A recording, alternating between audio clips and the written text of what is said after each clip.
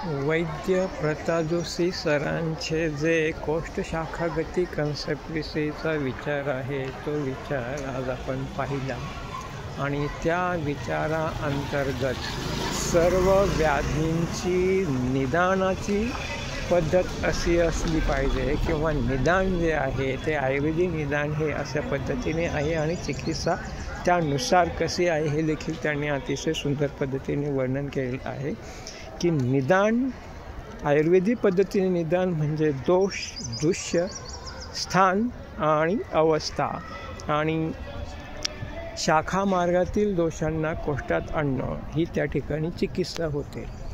तर हा कोष्ठशाखागती कन्सेप्ट जो आहे हा कोष्ठशाखागती कन्सेप्ट अतिशय महत्त्वपूर्ण आहे. ही संकल्पना समजणं अतिशय आवश्यक आहे आणि ही संकल्पना जर समजली तर सर्व प्रकारच्या व्याधींचं त्या ठिकाणी चिकित्सा करण्याचं जी उपाययोजना आहे ती सहजासहजी आपल्याला समजते आणि अतिशय सोपं होऊन जातं. परंतु हा कन्सेप्ट त्या ठिकाणी अतिशय महत्त्वाचा आहे आणि या कन्सेप्टचा विचार त्या ठिकाणी करत असताना कोष्ठ म्हणजे काय, शाखा म्हणजे काय, मध्यम मार्ग म्हणजे काय या परिभाषांचा आपल्याला चांगला परिचय करून घेणं आवश्यक आहे.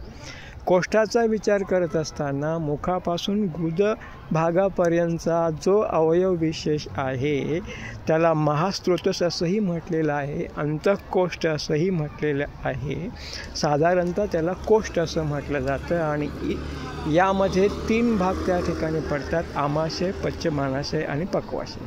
तर कोष्ठाचे हे 3 भाग आहेत आणि या भागामध्ये याला उद्भवस्थान असंही म्हटलेलं आहे.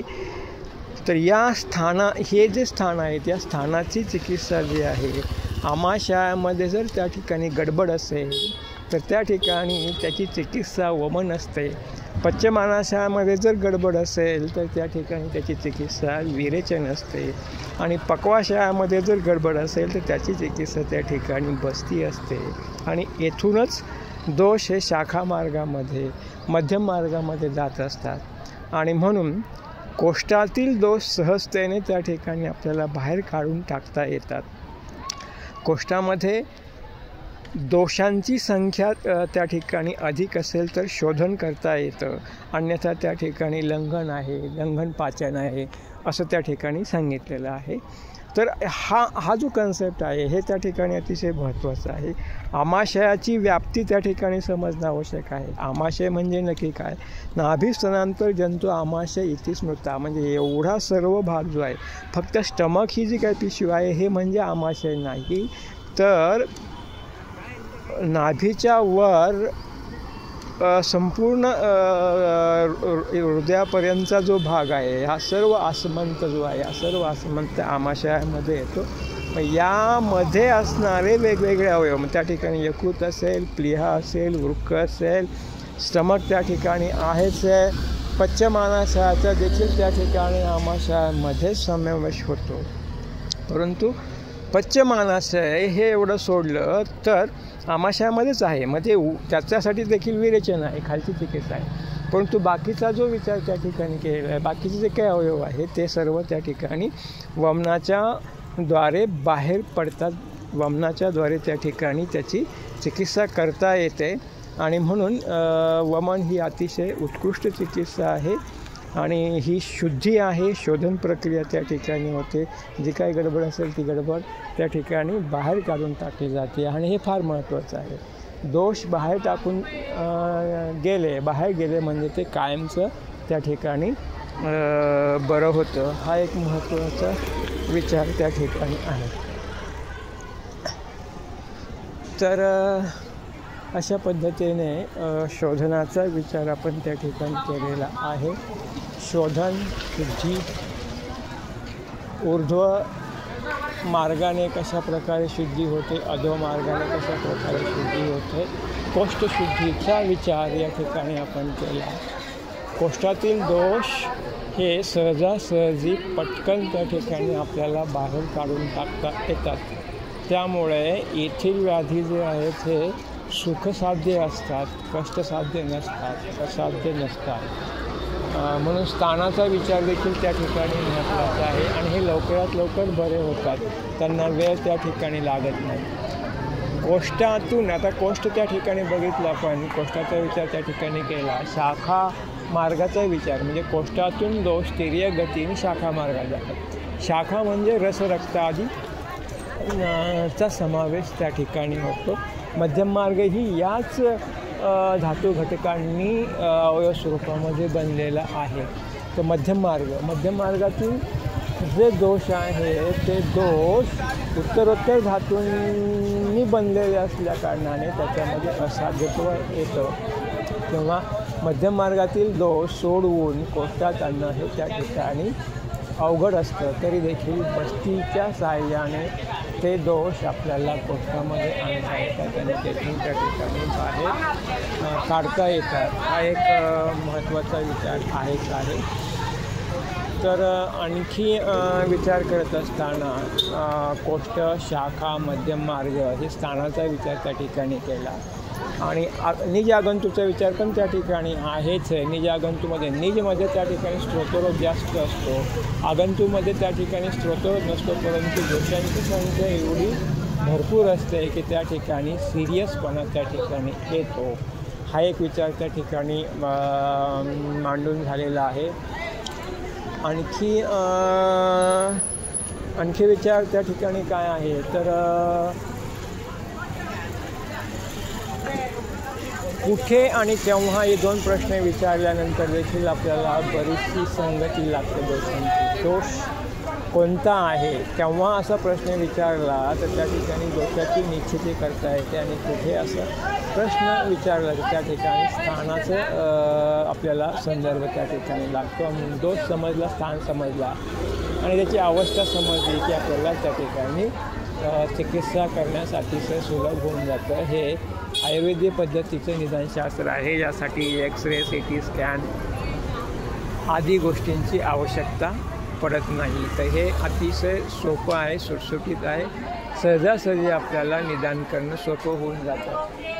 तर त्यासाठी आपल्याला दोषांची कर्म, धातूंची कर्म, मलाची कर्म माहिती असणं आवश्यक आहे. आणि मग त्याची दृष्टीची लक्षणं त्या ठिकाणी म्हणजे दृष्टी झाली असता त्याचे कर्म कशा प्रकारे होतं आणि प्राकृत असताना त्याचं कसं कर्म होतं हे समजणं आवश्यक आहे.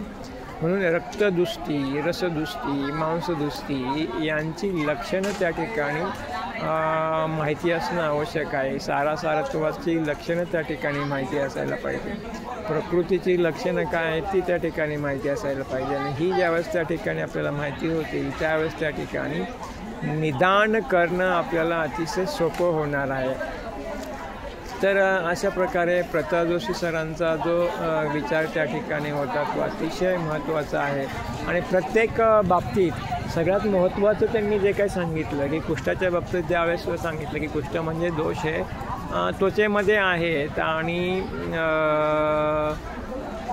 ते लीन झालेले आहेत आणि त्यांना सोडवायचं असेल तर त्या ठिकाणी स्नेहपान ही अतिशय उत्कृष्ट आहे. आणि मग त्या ठिकाणी रक्तमोक्षण, वमन या गोष्टींचा त्या ठिकाणी विचार करणं गरजेचं आहे. दोष, स्थान, अवस्था या पद्धतीने. तर रक्तमोक्षण आणि बस्ती ही अर्ध चिकित्सा सांगितलेली आहे, वमन ही पूर्ण चिकित्सा सांगितलेली आहे. कारण दोषांची निर्मिती जी होती ती उद्भवस्थान, आमाशय, पश्चिमाशय आणि पक्वाशय ही अर्धी चिकित्सा आहे. पूर्ण चिकित्सा जी आहे ती आमाशयाची चिकित्सा, ऊर्ध्व आमाशय आणि अधो आमाशय असंही त्या ठिकाणी म्हटलं आहे. अधो आमाशयासाठी त्या ठिकाणी विरेचन आहे आणि ऊर्ध्व आमाशयासाठी त्या ठिकाणी वमन आहे. असा एक विचार त्या ठिकाणी आपण केलेला आहे. आणखी यामध्ये जो काही विचार आहे तो कोष्ठशाखा गतीच्या संकल्पनेच्या आधारे आपल्याला जे काही पाहायचं आहे तो विचार जो आहे तो अग्नीचा एक विचार त्या ठिकाणी सांगितला की अग्नीचं जे आहे वैशिष्ट्य, अर्षाचा विचार करत असताना अर्ष हा अग्निमंदातून निर्माण होणारा व्याधी आहे. अग्निमंद आहे म्हणून तर अर्ष आहे आणि म्हणून त्या ठिकाणी अग्निदीपन करणं हे त्या ठिकाणी महत्त्वाचं आहेच आहे. अग्निदीपनाचा विचार त्या ठिकाणी आवश्यक आहे. आणि अभयाचं त्या ठिकाणी सांगितलेलं आहे, अभयाचं. परंतु ह्याचं आपण वेगवेगळ्या व्याधींचा विचार करत असताना आपण याचा विचार करूयाच. तो एक वेगळा टॉपिक आपल्याला घ्यायचा आहे. फक्त आता शास्त्रीय दृष्टिकोनातून जे संकल्पना जे आहे, शास्त्रीय संकल्पना, शास्त्रीय सिद्धांत जे आहे त्याचा विचार करूया. नंतर मग त्या ठिकाणी व्याधीची त्या ठिकाणी ट्रीटमेंट, व्याधीनुसार वेगवेगळी ट्रीटमेंट, त्याचा उहापोह तर आपण नंतर करणार आहोत. त्यासाठी थोडासा आणखी टाईम द्यावा लागेल. परंतु मूळ कन्सेप्ट जर त्या ठिकाणी समजले तर मात्र त्या ठिकाणी आपल्याला काय होणार आहे, बाकीच्या गोष्टी सहजासहजी समजायला सोप्या होऊन जाणार आहे. किंवा इतर कोणतीही गोष्ट त्या ठिकाणी, कोणतीही व्याधी त्या ठिकाणी तरी देखील ती व्याधी त्या ठिकाणी आपल्याला सहज समजू शकेल. म्हणून बेसिक मूलभूत सिद्धांत जे आहे ते मूलभूत सिद्धांत या ठिकाणी जे आहे ते हेच की कोष्ट शाखा गती संकल्पना आणि मग दोष धातू मल संकल्पना त्या ठिकाणी महत्त्वाची. दोष धातू मल संकल्पनेमध्ये त्या ठिकाणी आपण जे काही पाहत होतो की वाताचं कर्म काय आहे, प्राकृत कर्म काय आहे, वात कर्म, कफाचं कर्म, पित्ताचं कर्म, मलांचे कर्म त्या ठिकाणी काय आहेत, या सर्व गोष्टी त्या ठिकाणी महत्त्वाच्या आहेत. आणि अर्धचिकित्सा जी म्हटलेली आहे, रक्तमोक्षणाला अर्धचिकित्सा म्हटलेली आहे. त्यानंतर वमन विरेचन ही पूर्ण चिकित्सा आहे. पूर्ण शुद्धी त्या ठिकाणी होते.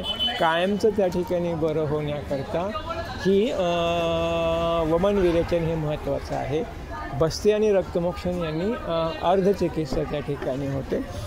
हा एक विचार त्या ठिकाणी महत्त्वाचा आहे. आणि उत्तरोत्तर धातूमधील दोषांना बाहेर काढणं हे त्या ठिकाणी कठीण जातं. म्हणून तेथील व्याधी हे त्या ठिकाणी असाध्य आहे. साध्यत्वाचा विचार त्या ठिकाणी करत असताना स्थानाचा विचार त्या ठिकाणी आहे, सारत्वाचा विचार त्या ठिकाणी आहे. तर हे दोन गोष्टी त्या ठिकाणी महत्त्वाच्या आहेत. साध्यत्व, सारत्व आणि स्थानाचा विचार, मार्गाचा विचार त्या ठिकाणी होणं अतिशय आवश्यक आहे.